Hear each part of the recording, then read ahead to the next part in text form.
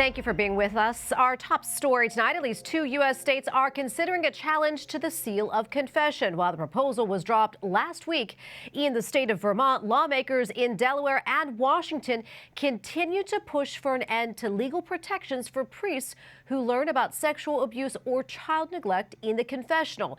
It is part of an effort to force compliance with mandatory abuse reporting laws. The church teaches that the seal of confession, which forbids a priest from disclosing what he hears, is a fundamental and non-negotiable tenet of the faith. And joining us tonight to weigh in on this matter is Bishop Christopher Coyne of the Diocese of Burlington, Vermont. Your Excellency, thank you so much for your time tonight.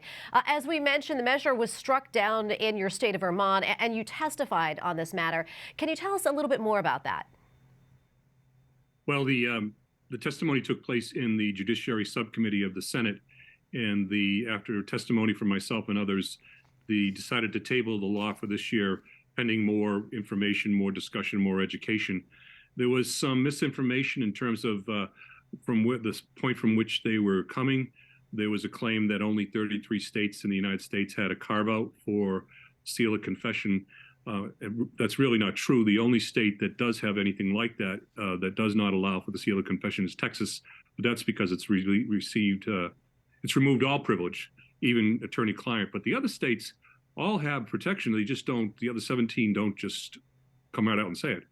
So it was good testimony. We primarily focused on the celebration of confession as an act of worship. And you said it was tabled in Vermont. Does that mean this can be brought up again? It can. We have a 2-year legislative session, and it can be tabled for one session, and then the next year when it starts up again, it can be brought forward.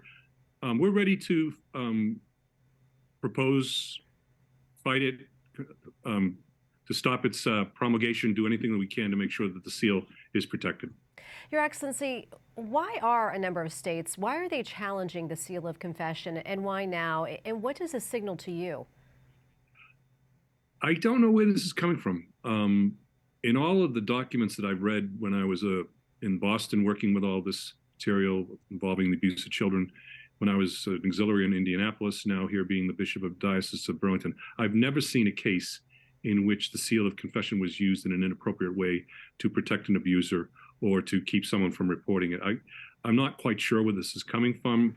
I mean, I could conject all kinds of different reasons in terms of action against the Catholic Church because of some of our other proposals, retaliation, whatever it may be. Senator Sears here in Burlington, who proposed it, has always been a longtime proponent of the protection of children, even before 2002. And so I'd like to think that he's working from a good place and has good motives for doing so. But again, I'm not quite sure what they're trying to get at, because it doesn't seem to be able to accomplish anything, even if they were to remove the seal of confession privilege. Yeah, and can you talk to us about, what's at stake here for priests? Well, I don't think anything's at stake in the sense of no priest is going to violate his duties to maintain the sacred seal of the confession. Someone asked me, in terms of working with the press, they said, well, that's because they'll be excommunicated. And I said, no, it's not because they're worried about punishment. It's just, we wouldn't do it. It's just inherent. You just would never break the seal. And no state agency has the right to force us to do so. I've even gotten to the point now where I'm questioning the whole idea of being mandatory reporters. Yes, we did it because we should be, in terms of reporting any kind of abuse of a child by any of our agencies or agents. Also, if we see it and all that, and we should be doing that. But go ahead. I'm sorry. Oh, no, continue. Okay.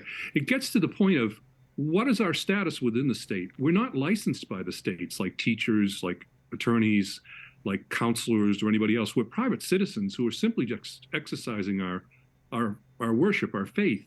And so to even have a mandatory reporting law forced upon us could be questioned as to our privilege as private citizens and not as licensed by the state. And the second thing is the First Amendment does give us a right to worship as we see fit without any kind of interference by the state. And so when you actually see confession as an act of worship, what it is, it's clearly under the First Amendment.